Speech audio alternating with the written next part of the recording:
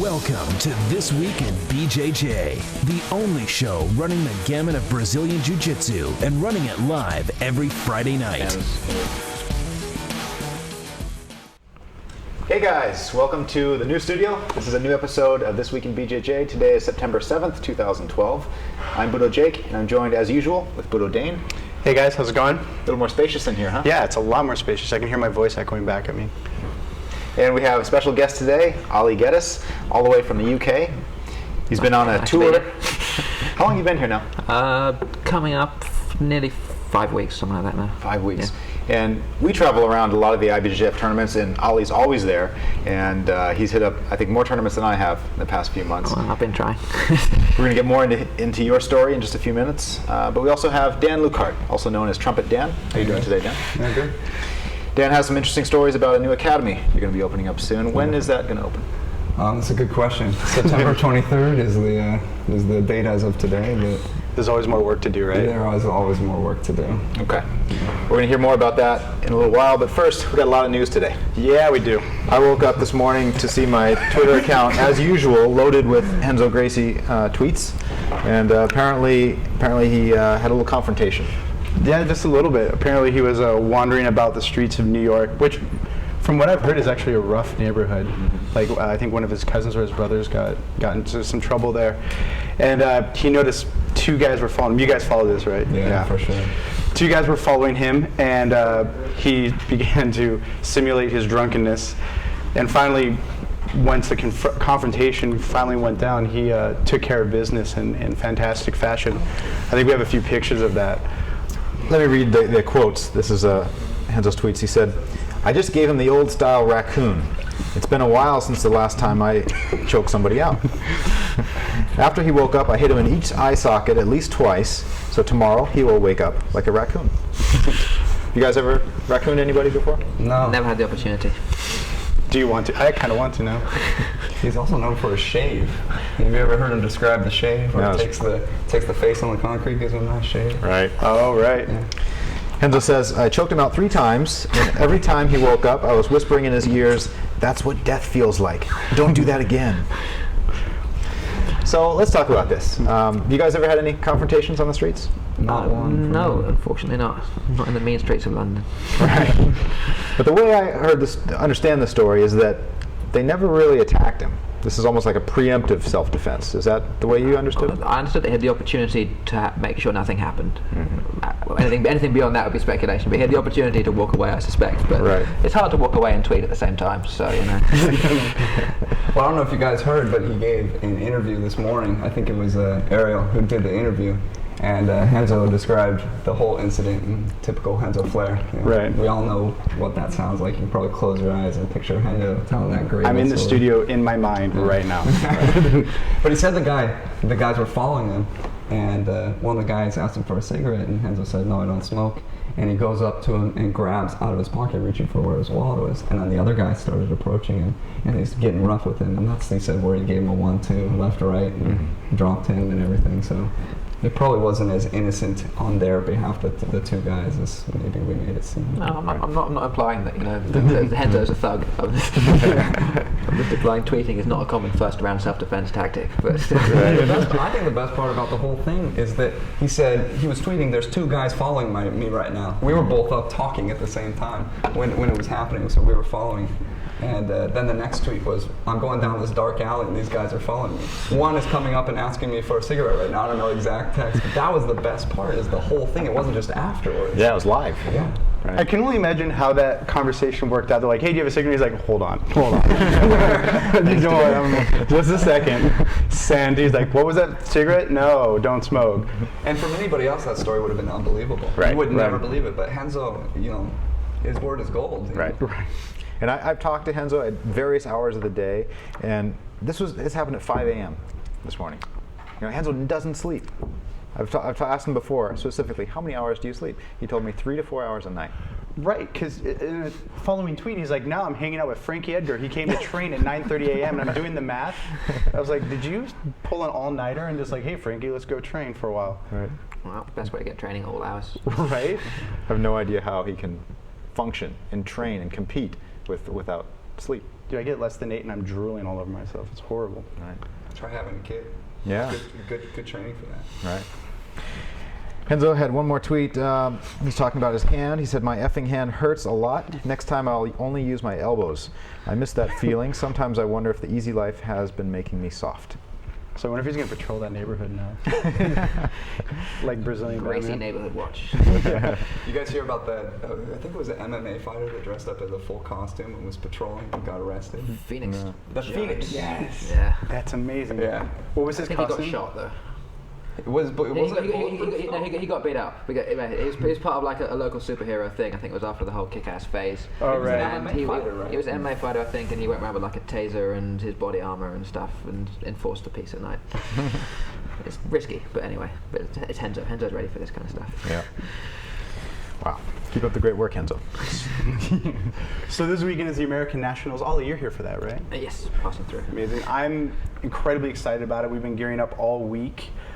We have Kaio there. We have Brandon Mullins is coming. Felipe de la Monica, Tenquino, Samir is going to be there, and Ollie's going to be there. Just naturally flows from one into the other. Yeah, right. I know I had to mention you twice. So I had to put it at the beginning and the end. So, are you doing the gi day or both no gi? I'll and be gi? doing both gi and no gi weigh-in. Absolute, because why not?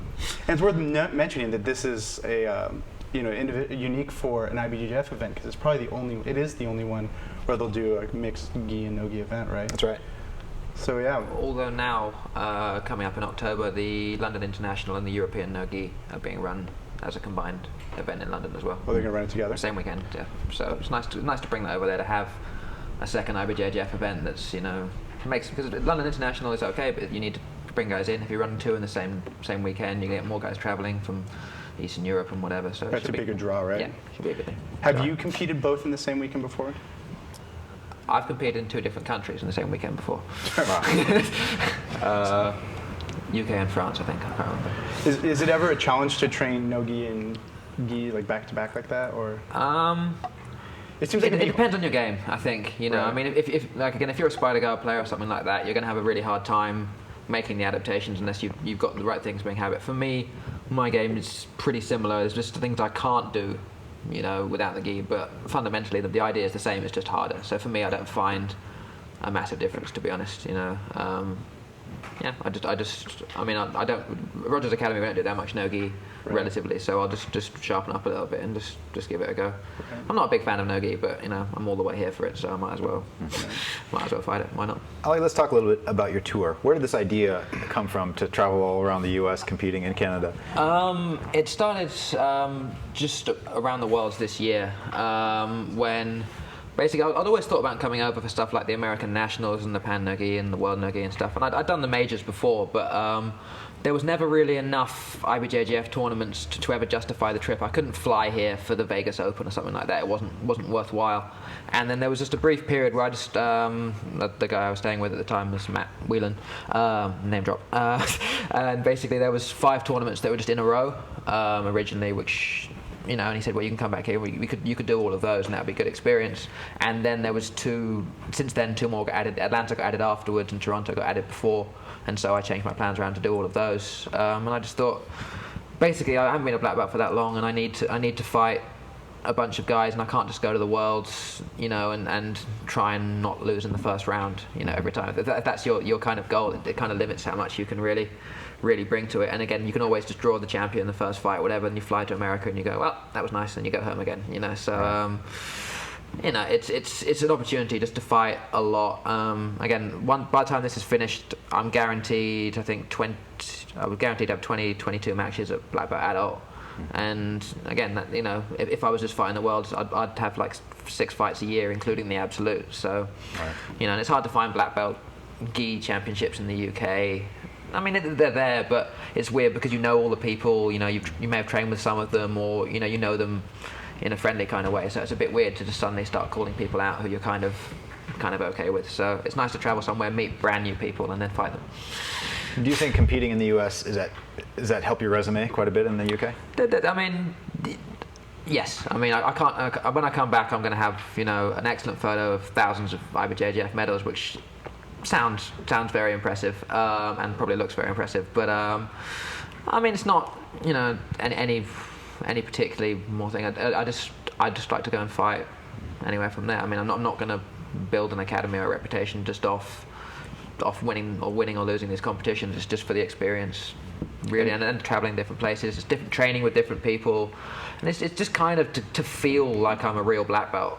You know, and I mean, obviously you have faith in your instructor and things when they do that, but there's a difference. You can fight black belts and lose, or you can fight and you don't know, but you need to train with different guys, fight different guys, and just get a feel for how it really is. And so once I think I'm confident with where I am, then I can start opening up with how I fight and how I compete, rather than, you know, the same way when you get guys who have like a really Mendes brothers, I guess, is a good example. When they first got their black belts, you know, they were playing a really tight game at their A game from there, and because that's what they felt they had to do to win. And then as they get more comfortable there, they open up and they can start playing things from there. And so for me, I'm trying to get, you know, trying to be comfortable that I'm not going to get smashed, so I can do the things that aren't my 2 or 3 things that I do really well, you know. But, you know, we'll see how that works out. But and is that experience working? Are you developing the confidence and opening up? No, not really.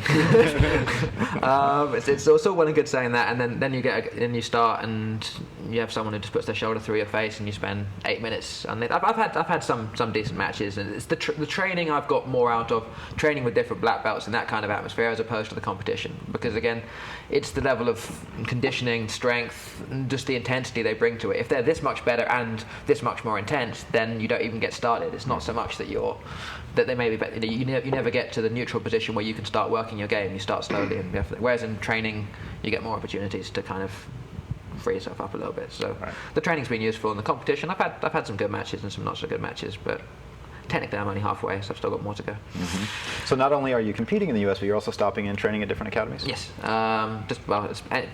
Anyone who's happy to put me up, I drop in, I train wherever the person I'm staying with trains. Sometimes it's the instructor themselves, sometimes it's a student, and yeah, just finding different people to train with. And it's, you know, because when you've been at the same place for 6.5 years, or I have at Rogers, you kind of, you know where everyone's at. I think people start to respect your level even though they don't have a reason to. You know, they like, oh, you'll beat them for a while, and then they'll stop trying because, you know, you've beaten them, and they don't really try so hard anymore. You go to a new academy, everyone wants to kill you, you know, and so you have blue belts, purple belts who will just go all out, and it's hard work, but at the same time, it's, you know, it's a good training experience, and you kind of get a feeling where you are in the scheme of things. What's been the nicest place you trained at during your tour? That's controversial. Everyone's gonna get angry at that.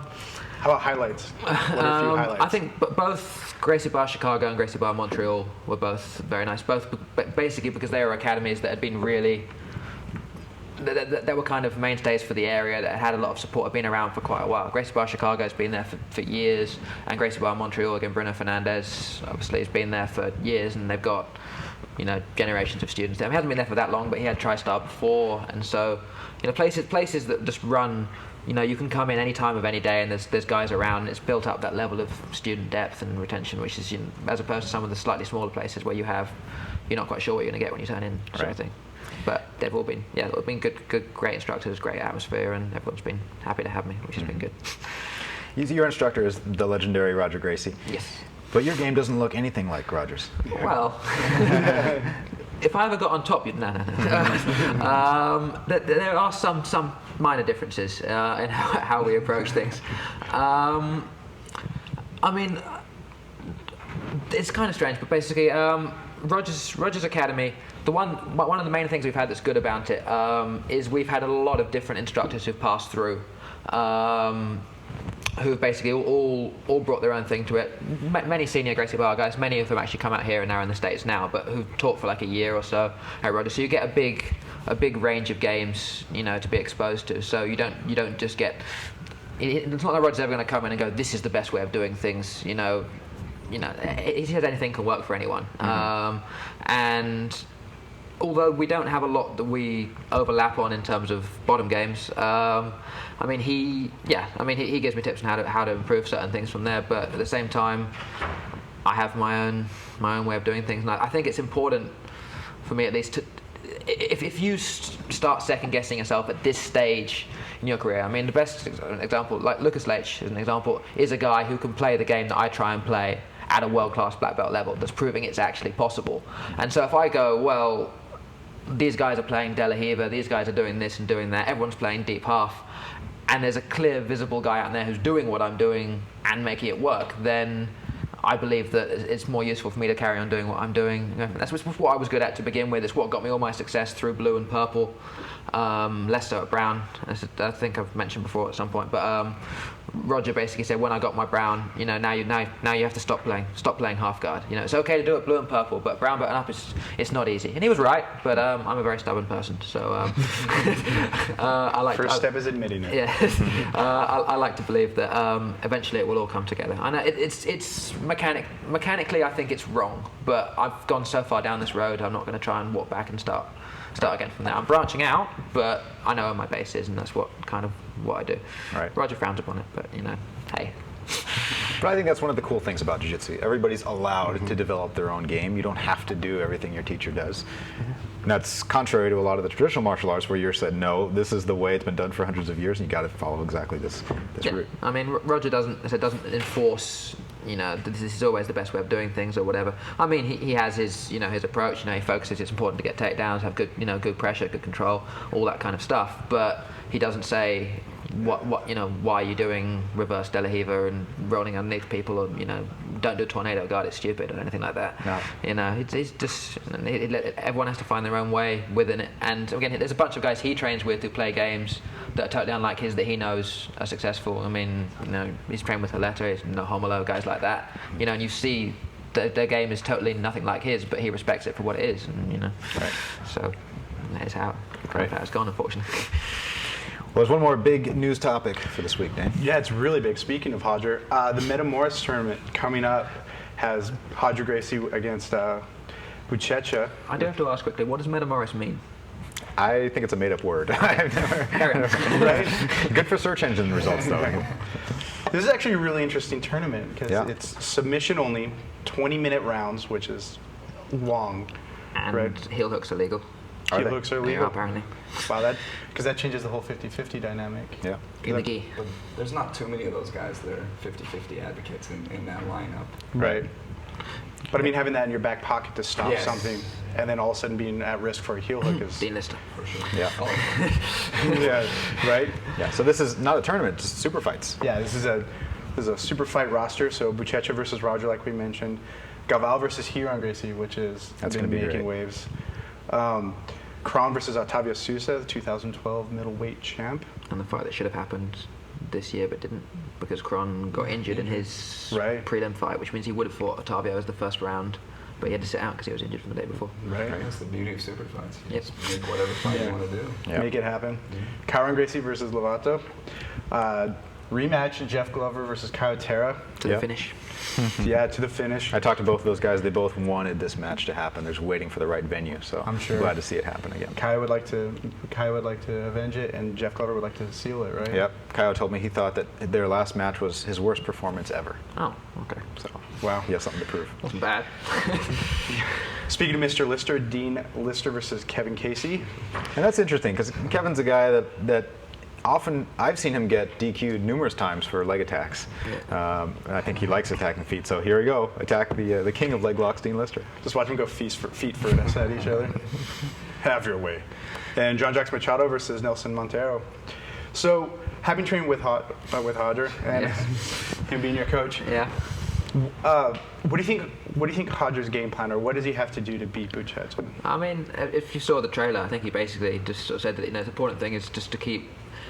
He's just got to not rush into things. I mean, Shesha is very explosive. He's bigger, he's stronger, and he's going to go hard for anything that he can catch hold of. So Roger's going to have to slow it down, make Shesha work, put the pressure, and then once he can pancake him through the mat, and then just take his time. Because I mean, when Rodolfo fought Shesha in the match that you guys have made famous.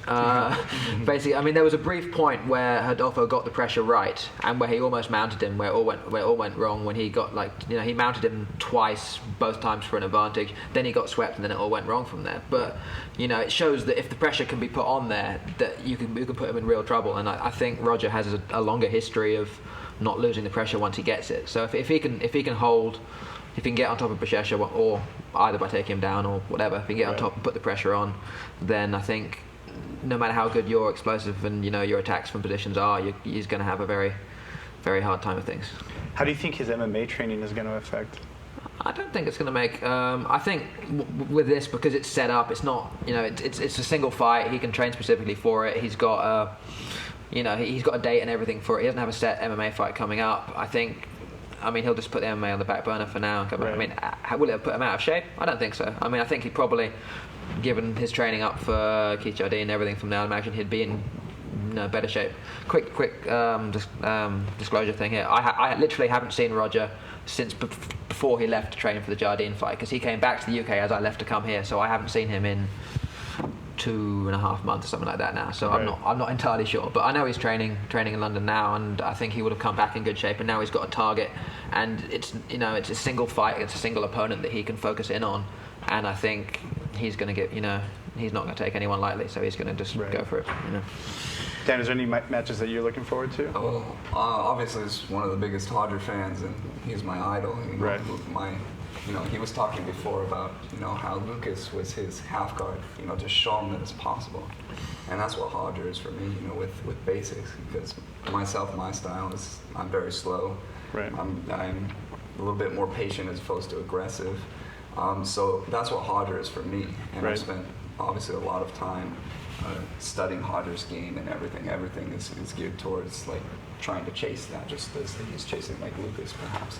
It seems like everyone's question is, what would a Hodger-Buchecha match? Have you asked that question? Yeah, for sure. Hodger's obviously weakness, if he has one, is against people that are very athletic, that are very very quick, very flexible. Not so much for the flexibility, but definitely the athletic qualities in somebody. And you see that with Jacare, some of his matches, some of his earlier matches. And Buchecha is definitely young, athletic, and explosive. And bigger. Yeah. And he definitely does pose some dangers. He went for a knee bar against Adolfo. I could definitely see him trying that. Actually, I would expect to see him trying that. I would think Hodger's probably preparing for that. But I think in the end, maybe it might be a dicey here and there, as we've seen from most matches. But I think in the end, Hodger's going to get that, get into the half guard, get the pressure. And then once the half guard pressure gets established, it's going to be very, very tough from there. Right. So I wouldn't count Buchecha out by any stretch of the imaginations. But if you just kind of back up for a moment and just look at the scope of what they've each accomplished, how they've done against mutual opponents, and you'd see that Hodger is the clear favorite in this one, I would say. And I think he's going to become in excellent shape, like he was saying, as a result of the MMA fight. And it's just about getting the grip strength back and working with the grips. Certainly Roger has a longer track record of success than Buchecha had. And it's a common theme in Roger's fights to see him lose in the beginning, maybe get taken down, but then the momentum changes, and it's a smashing. 20 minutes is a long match. Right. So. Yeah, so these matches are 20 minutes, submission only. And 20 minutes favors someone like Hodger's game, who has more of a patient, sort of measured game. So Jake, the Gava Hero match. Mm-hmm. That's one of the two fights I'm most excited about. Gava Hiron. Hiron's a guy that everybody knows from the Gracie Academy, one of the sons of Rorion Gracie, but we just haven't seen him compete much. So for him to take on one of the leading competitors, and Andre Galvao, that's taking a big step up. It's a big risk. Because he's doing have you guys seen the Keep It Playful website that he's doing? I haven't seen the website, but I know very much that type of thing that he's trying to convey with his jiu-jitsu. I wonder if this is sort of him kind of pushing forward that I guess that movement. Him saying, I can go against the biggest guys in the world, and I'm still gonna, still try and play jiu-jitsu, which doesn't seem that wise against a guy like Andre Galvao. I think that's the most intriguing. I think that's the best word to describe all of these matches. Is that's the one that's most intriguing, because Hiron is the top dog over there, and he was actually my first instructor, not for very long, mind you, only for a couple of months. I was driving to Torrance and everything, but it was kind of very clear that Hiron was the competitor of the family in that regard. And he's very, very athletic himself. He's a very big guy. You know, you see him and he looks normal against his brother, but his brother is not small either. You know, Hiron's a big guy. Yeah. He's extremely technical, and he's dangerous. He is dangerous. He can easily catch, you know, a leg lock or something like that, because he's pretty vicious with those, especially with heel hooks legal. You know, this is pretty much a free for all. Something slightly strange about having an old school Gracie practitioner finishing a match by heel hook. Yeah, I guess so. Right. But they're kind of embody like the new spirit. I think Hiron is more open-minded than previous generations. Ollie is completely. I think that we could see a surprise. I think this one is the biggest wild card where you don't know what happens, because I've seen Hiron roll with some of the greatest guys, and I kind of have seen, you know, he doesn't even remember because I was just, you know, a lowly no stripe, one stripe, two stripe that was at that gym. But I saw some stuff, and he can hang. He can hang very well with the best. Yeah, I think you'd be foolish to count him out. I think it's just the fact that people who follow sport jiu-jitsu don't know anything about Hiron. So that's the thing, but yeah, how many people knew about Rodolfo, honestly, before he busted on the scene? Right, very few. I mean, if you're following, maybe. Right. And that's one of the great things about the sport, especially sport jiu-jitsu, is that the upset is always lurking around the corner. I think it would be an upset. But my prediction, I'm like, Ollie's completely against me here, but my prediction is that'll be the upset match, is Hiron over Andre. It just depends upon how Hiron approaches it. You know, if he approaches it as a I can last 20 minutes and you can take all these positions but you can't finish me thing, which strikes me as rather dangerous, or if he's going to come out there and try and just fight, you know, or you know, it's a strange thing. Again, in the trailer, he says, you know, what's the worst thing that can happen? I can tap, and that's very unlikely. Mm-hmm. You know, and that doesn't speak of a great deal of aggression, unfortunately, but. Yeah, it's, I mean, they're going to fight how they're going to fight, you know. And I hope they both come out and they play nice, aggressive jiu-jitsu and someone gets a finish, but you know what's going to happen. For sure. So again, that's going to be on October 14th. It's going to be in San Diego. People keep asking me if we're going to broadcast it. We're not going to broadcast it, but it will be online for sure. On that same day is also an ADCC North American Trials, also in San Diego. So stay tuned for that. Well, Dan, let's talk about you. You have some exciting news about an academy you're going to open. Yeah, for sure. A little different idea than most academies. Please tell us about that. Yeah, well, coming up through the ranks, I'm a teacher by day. That's what I do. I teach music to mostly elementary school kids, some junior high, some high school. And I really have a lot of different ideas. You know, everybody says they have different ideas for their gym. I think mine go a little bit further. Like some people say, oh, I really want to focus on the kids program. You know, that's my different idea. Or I really want to focus on this or that. I basically want to challenge the norms of how jiu-jitsu is taught in my academy. Like, I have many different ideas. Like, for example, you know, probably you're wondering what am I talking about? How to challenge the norms? You know, typical class is, you know, 15-minute warm-up, you know, 2-3 techniques, a little bit of specific training, then half an hour sparring. I think that kind of Gracie Baja template is considered the status quo of teaching in jiu-jitsu. So basically, I'm going to take that and shake it up and stir things up at my academy.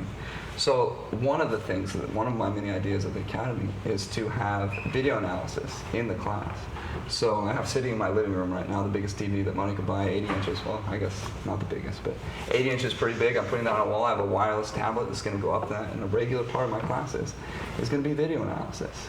It's like something like that. It's like, why not? The technology is pretty easy now.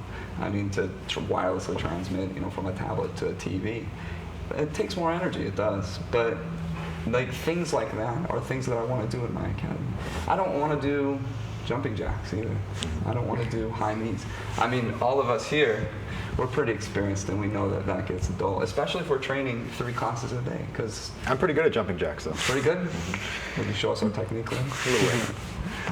But yeah, like why can't we warm up with something very drillable, something that's not going to get you injured? You know, maybe a leg drag, like half of a leg drag pass. Like this is a really good example. An X pass, that's not going to get you injured and it's going to warm up. Why can't, if you're going to go to a class for an hour and a half, why can't you do an hour and a half of jiu-jitsu?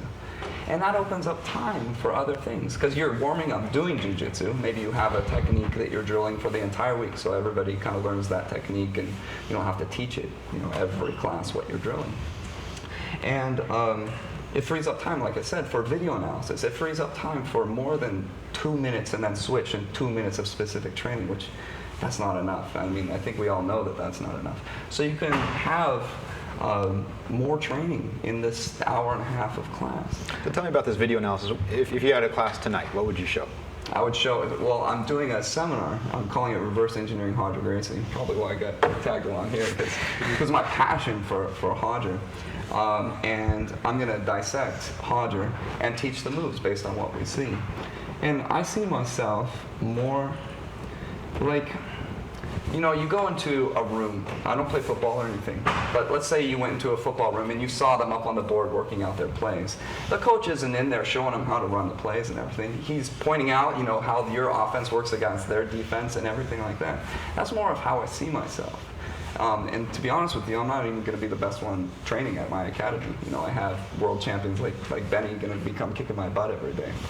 But yeah, like that's one of the core ideas that I have there. And for the Reverse Engineering Hodger Gracie seminar, I'm probably just going to show something basic because there's going to be lots of new people as opposed to advanced people. But I want my classes to be both accessible to beginning and advanced people, because the way I see it is I don't see a difference between beginning jiu-jitsu and advanced jiu-jitsu. I just see jiu-jitsu. Like, is doing this grip strip hard? Not really, you know. How is that more advanced than something else? So, and that might be a result of the jiu-jitsu I choose to play. I don't choose to do very acrobatic jiu-jitsu and everything. But yeah, just engineering 3 moves off a match. Like, why can't we do stuff like that? Right. One thing I find quite strange example is like the collar choke is always seen as basic and the Ezekiel choke as advanced, despite the fact that 99% of the people will hit Ezekiel chokes for years before they ever hit a good collar choke. You know, and it's just one of those. It's a curious sort of rule about what's the difference between what's basic and what's traditional. Right. And I think there's a difference between those in their own kind of way. But sounds good. I have some more questions for you guys. We're going to cut to a commercial. We'll be right back.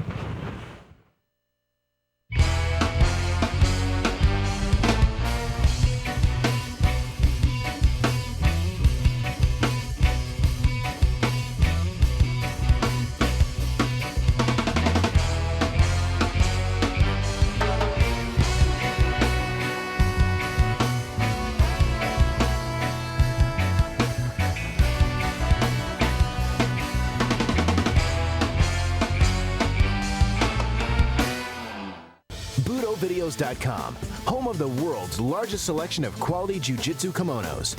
Show your roll, storm, tatami, bull terrier, venom, and others. Styles from more than 30 top brands in stock and ready to ship. BudoVideos.com. You're only a click away from owning a new gi today.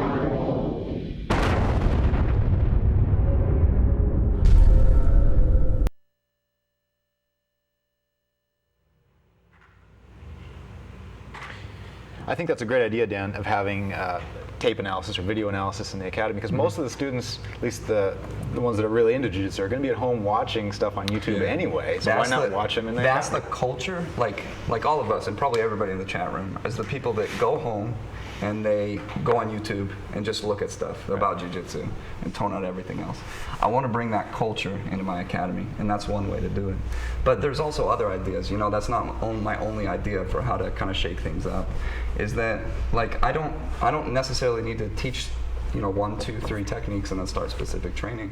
I could take that order and mix it up. Let's say I teach a technique and then I do a little bit of specific training. Then we refine that technique when I see people doing it long, then we do more specific training. So also like the order, and I think that really helps. Like, by the time you get to the end of 3 techniques, if it's a new person, they've really kind of forgotten most of what they've done. But if you give them something simple, very simple, let's say you're in a guard and you need to step over the leg, some sort of guard, to step over the leg, get in a half guard or whatever, start your passing series. Why can't I just teach that basic principle and say, hey, all right, let's go, step over the leg. And then, after they get done training it and epic fail over it, why can't I go and give them a little tip as a class? You know, oh, this will work best if you swing your arm like this and then step over the leg, ready, train, go. Like, it's not gonna be like that all the time, but why can't we loosen up the structure a little bit based on what we see in the class? Why does it have to be so rigid?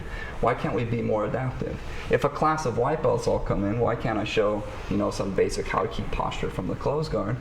But if it's more advanced people, why would I stick with that lesson if everybody there has seen that class 50 times? So I want to be more adaptive. I want to be different in the presentation of my techniques, both with the video and the order in which we do it, because I think that's very important. And a lot of people criticize that there's no like structure to that, you know, especially those that are big proponents of curriculum, structure, and everything. But you know, that's going to be a lot of my shoulders, is to make sure that my students are getting a well-rounded jiu-jitsu education and not just, you know, receiving a few moves here, a few moves there, you know. And I think that lies on the instructor's back to do stuff like that and to make sure that they're getting a well-rounded jiu-jitsu instruction, but without resulting to, okay, next Tuesday we're going to learn the arm bar no matter what, or, you know, things like that. And where is this academy going to be? It's called Brea Jiu-Jitsu, so it's in Brea, California. It's my hometown. I also teach for all of the elementary schools in Brea, which helps a little bit with the kids program. So I have a lot of strong roots in Brea, and even though there's nearby academies, great academies too, there's nobody in Brea. So I really want to identify with the city of Brea because of, you know, I love that city. So yeah, it's going to be in Brea, and looking forward to it. It's probably one of the few cities in Orange County that doesn't have a jiu-jitsu school. Exactly. And I was sitting there from the day I started, it would be like, wouldn't it be nice if I got really good at jiu-jitsu and started to be able to teach and open up academy there? And that was about the time when everybody was starting to open up everywhere. And here it is, you know, 7 years later or so. And it's free still, which is nice. Congratulations. Yeah, thanks. Your technique from the chat room asked you, Dan, how do you feel about BJJ related solo drills like hip escapes, sit out drills, and shoulder rolls? Thank you, Laurent, for that question. I love that stuff. And if that's included in my warm-ups, for sure. But I don't want people doing push-ups. You know, you should do physical conditioning if you're going to prepare for competition classes. And competition is going to be a very big part of my academy. But you know, we don't need to do it every single class. It's just one technique in the whole broad spectrum of techniques. I think once, you know, the class has got hip escapes, we can do it one time a week. You know, we don't need to do it every day, or triangles. We can do one time a week. But it's going to be different and interesting. I don't want. How many times have you turned off your brain in a warm up and just gone through it like a zombie?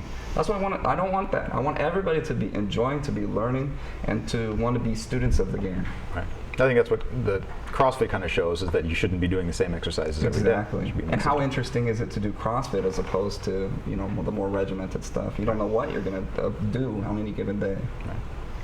Ali, do you have any plans to open up your own place? There's a question. It depends on whether I can work it into what I'm currently trying to do, which is to continue to compete and keep working from there. I mean, the way I kind of see things is that once you decide that you're going to settle down and you're going to start teaching, that kind of you can still be an absolutely great fighter, but you set your level at the day you take probably like 2 years off to focus on your academy.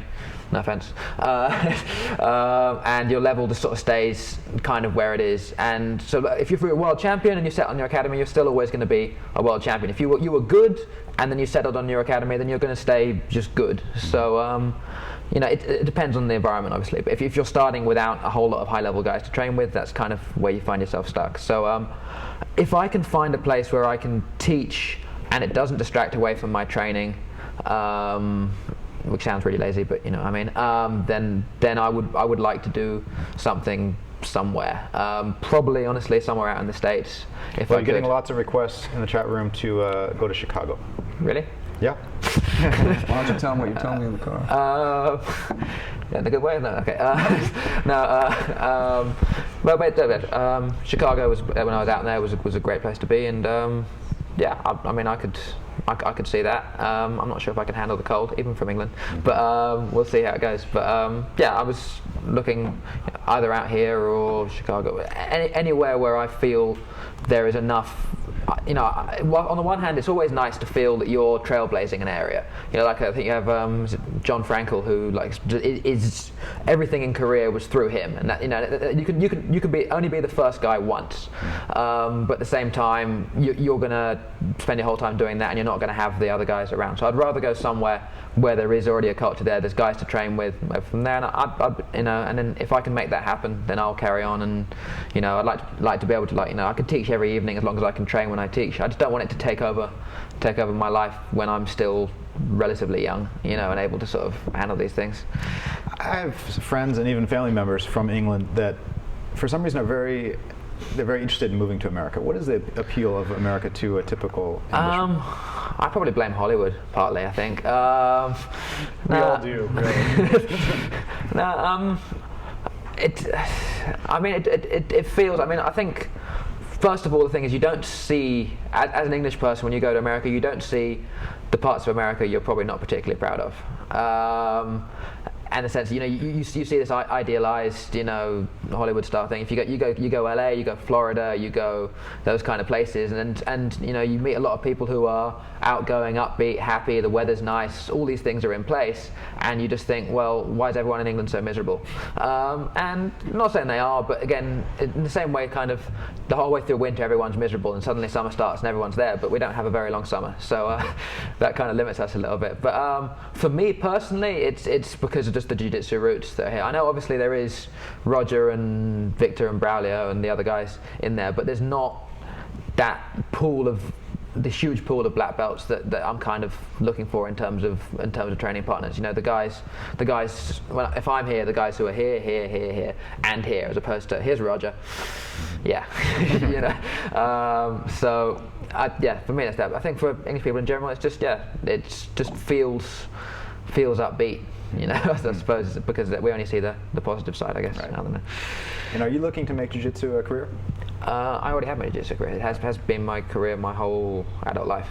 Not in probably the conventional grasp of a career, but I've been living from jiu-jitsu since I was 21, since I left university. And would I aim to carry on the rest? I'm not going to stop it. You know, I've put all my eggs in this basket by now, so I'm not going to decide, actually I'm 31, let's get a real job now, because it's not, you know, I believe that that it can still work, as long as the only question really is where the jiu-jitsu scene's going. You know, is it going to keep growing? Is it going to implode down the line? There's going to be a whole lot of black belts down the line, you know, in 10 years. You know, in 10 years, everybody you know who's a blue belt or above will be a black belt. If they stick with it. But a lot, you know, I mean, okay, every purple belt, you know, in 10 years, every purple belt you know should be a black belt, you'd think. Yeah. You know, and that's exponential increases we're going to have over time. So will there be places for everyone if you don't get there first? I don't know. So maybe I'm missing my chance. I could probably settle down and go, here's my academy, come train with me, it's great, and I'll get there first and probably put other guys out of business who get there second. But at the same time, I won't be doing all this kind of stuff, you know, and having the experiences from there. And I believe I don't live expensive. I don't live like I really need a huge amount of money. So if I can get to having an academy down the line that keeps me happy, then that's good enough for me. I've kind of just winged it the whole way through until now. I've never really had, you know, a great master plan. I've trusted there's people behind me who'll support me, and I've just gone and done stuff, and I've got here, Budo Video Studio. Yeah. So you must have some good stories about Braulio or Roger or Victor. Oh God, just throw that one out there. Yeah.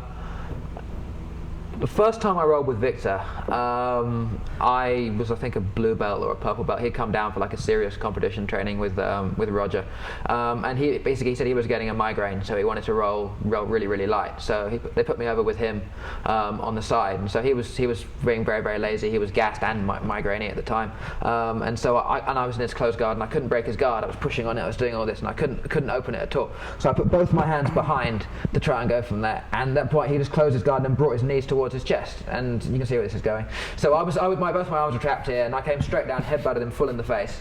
First time I ever rolled with him, and then he didn't roll again after that. So that wasn't my best first impression. But I couldn't, I couldn't do anything to him at all, and as a result, I hurt him, which wasn't my fault. But it certainly didn't help his headache. It probably didn't help, no. But Have you redeemed yourself since? I don't actually know if I've ever rolled with him since, in all honesty, which is bizarre. But no. I've had the opportunity to fight him, but I've turned that one down so far because he's a scary man.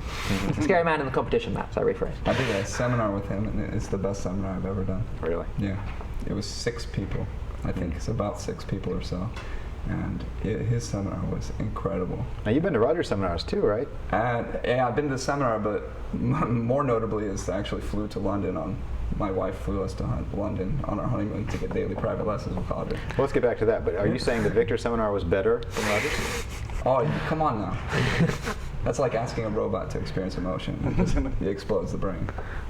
I did like Victor's seminar a lot. I enjoyed my private lessons with Roger more than the Victor seminar. There we go. And what did you, you don't have to say exactly, but what did you learn in those private seminars, or what was your feeling? I'll give you a cool story that's similar to what he did.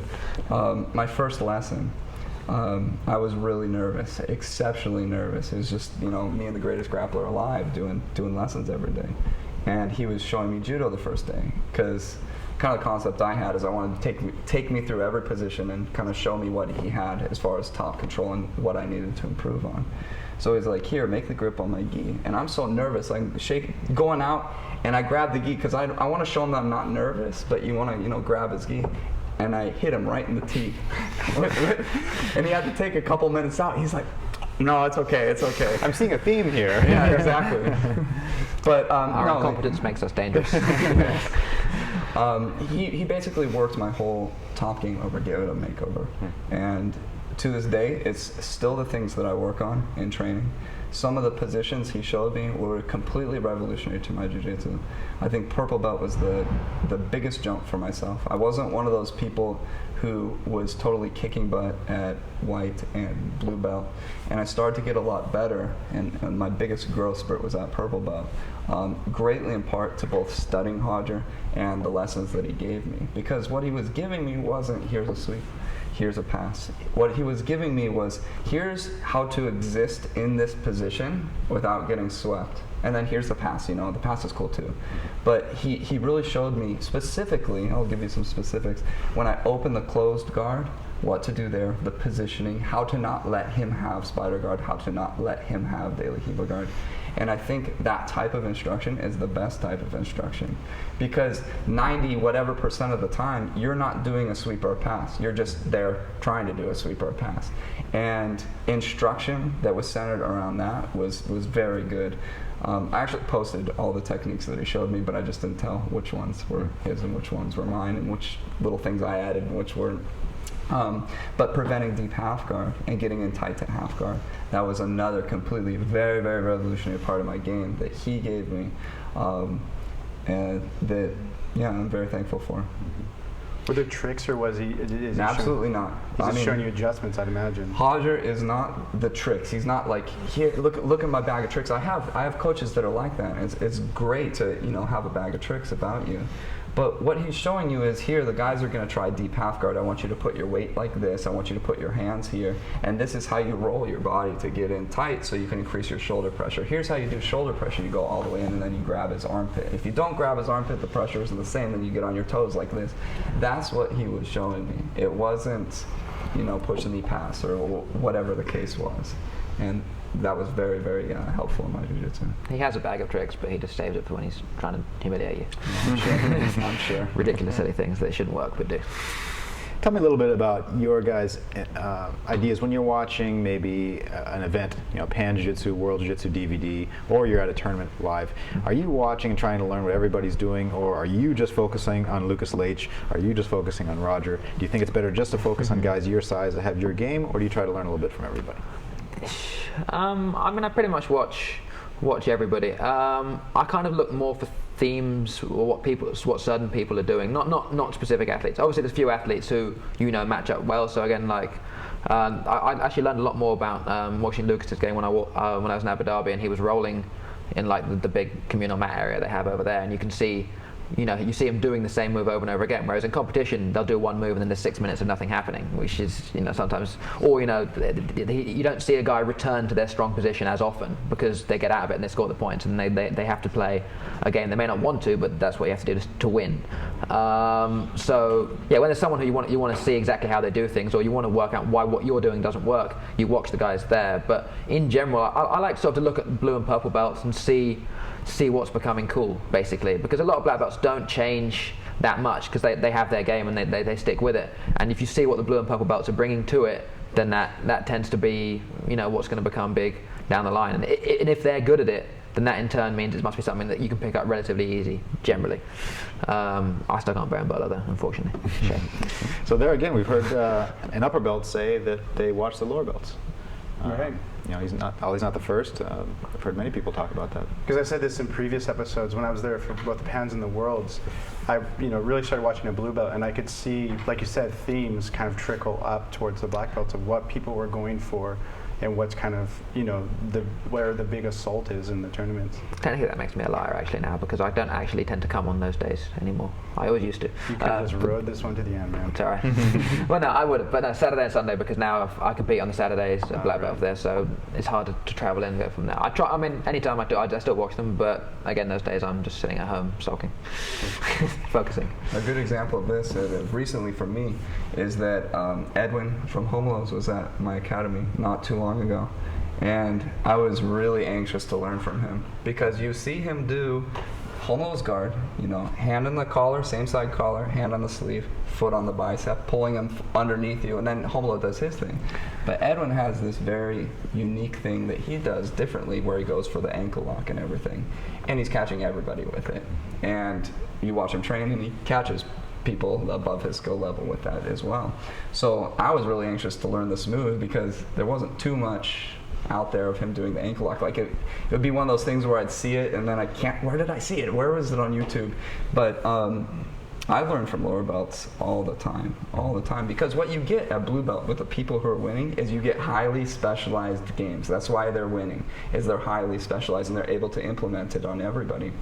And I think that your specialty that you develop as a blue belt, as a purple belt, is really what it's always going to be there. There are certain parts of blue belt's games that are very, very close to, if not black belt level, if you take just that element of their game. I've heard Eddie Bravo say that a lot. So this guy has a black belt triangle or a black belt ankle lock, and I like that perspective. Yeah, so I mean, I got a great little private lesson from him on how to do his guard, which was really great. For me, I find I mean, it's different partly over here because you have these really, really good blue belts. But my general rule on that is, if you want to learn how to do a certain position, ask a purple belt who's specialised at that position rather than necessarily the black belt. I mean, depends on the black belt, but a lot of the time a black belt will get good at a position because they're good at jiu-jitsu, not because they're good at that position. Mm-hmm. And they can cut corners and stuff, and they don't, they don't even necessarily have the details down. They're just really good at jiu-jitsu, and so that it will just happen, and they don't even know why it's necessarily happening. Whereas you get a purple belt who's really put the time in, that they'll just say, think of it as if you're trying to do this or something like that, and that makes everything click in a way that sometimes is a bit harder with some more senior guys from that way. It depends on if you've got a really, really high level black belt, then they can shine a whole new light on things sometimes. But if you've got just an average black belt or a purple belt who's focused exactly on that position, I tend to ask the guy who's got 90% of their mat hours in that position, rather than the guy who's got 10% there but has much more mat hours. You see what I mean? That's right, yeah. Asking a guy who specializes in the technique might be better than asking a black belt who might not specialize in it. Yeah, that's a good point. Speaking of watching tournaments, the PanJitsu 2012 DVD set just went on pre-sale today. It's the biggest one ever. 5 DVDs, 164 matches, 19 hours. That was a long weekend. You had more than 3,000 total competitors. Mm-hmm. Biggest Pan ever. Right. And it'll be out in 2 weeks, but if you pre-sale now, use coupon code PAN2012DVD for $10 off. You guys like watching tournament videos? I'm kind of at most of them, so I don't tend to rewatch them too much. I if they're on, something you sit down, you realize you've watched 25 matches back to back, sort of thing. Usually, I just I try and trawl YouTube for things that people haven't seen before, and where from there, or focus on individuals where you can find a track that. But DVD sets are always nice to have for those days when you want to sit down and just get a full-on overload. Right. Or if you want to watch the Hoffa Cobrinha match again. Right.